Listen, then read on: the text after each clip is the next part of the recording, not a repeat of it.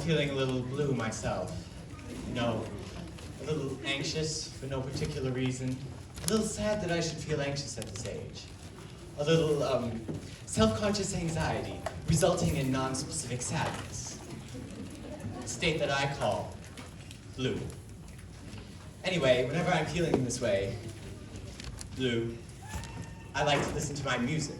And this morning, as I was going through my records, yes, records,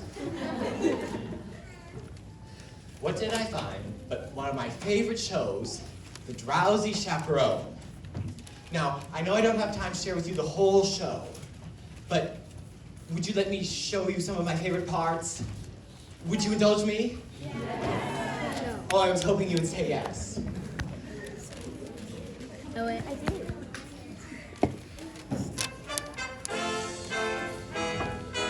So you hear that static? I love that sound. To me, it's the sound of time machines starting up. And it's taking us back to 1928. Now, we'll skip some of the good stuff, but it's important that you know who Janet Van de Graaff is.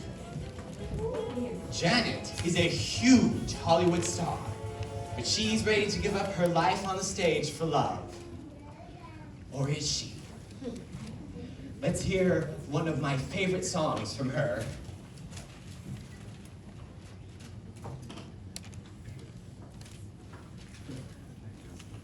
Are you ready to give up life on the stage for love? Well, of course.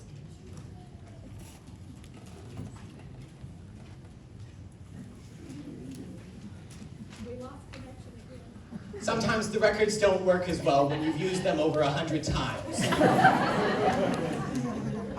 Wait, was that just him talking?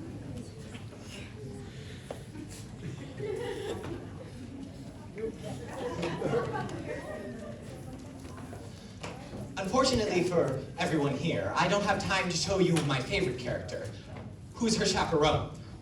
Of course, at least I think that's what she is. I've never quite figured it out because, well, she doesn't do her job. No, But she does have a... helpful. She's not helpful at all with advice. But she has a lovely, dry sense of humor that just, oh, I love it so much. She's probably my favorite part of the show. And unfortunately, as I said before, we don't have time to share with you the whole show. But we will have several songs to whet your appetite.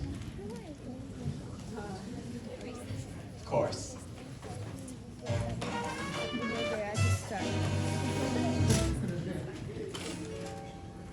I don't want to show off no more.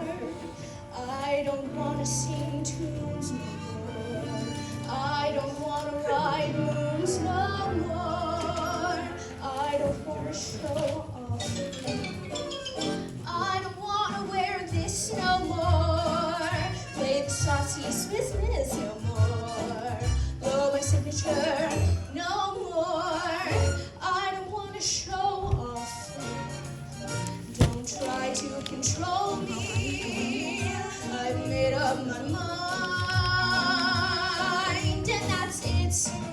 I quit. I'm leaving it all behind. I don't want to be cute no more. Make the gentleman hoot no more. I don't want to wear fruit no more. I don't want to show off.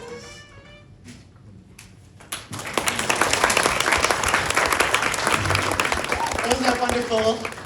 But we don't have time for all the wonderful tricks and treats in your song. I want to introduce you a couple more characters to whet your appetite before this incredible show. Here we have the producer, Feltzig, who would do anything to keep Janet on stage, making him money. He is often accompanied by Kitty, who, well, not very bright, also wants to be a leading lady. Feltzig is often followed by two gangsters he owes money to. These gangsters are disguised as pastry chefs, so they won't get caught by the cops. But Feltzig knows that they will hurt him if he does not pay what he owes. Let's see how these characters interact and then end up in a giant musical song and dance. Felton, you don't need Janet no more. Kitty, not now. But I've been working on a mind reading act. Presenting Kitty, the incomprehensible. Now, close your eyes. Think of a number between 5 and 7. 6. No. Kitty, the problem with your act is that you have to have a mind to read one. Oh! Mr. Felton, It would seem that the wedding is proceeding according to schedule. now it's time you receive your just desserts. What do you think, partner? Should we whip up something special for Mr. Felton? Yeah, how about a Toledo surprise? An inspired choice. A Toledo surprise. I've never heard of that. No, you haven't.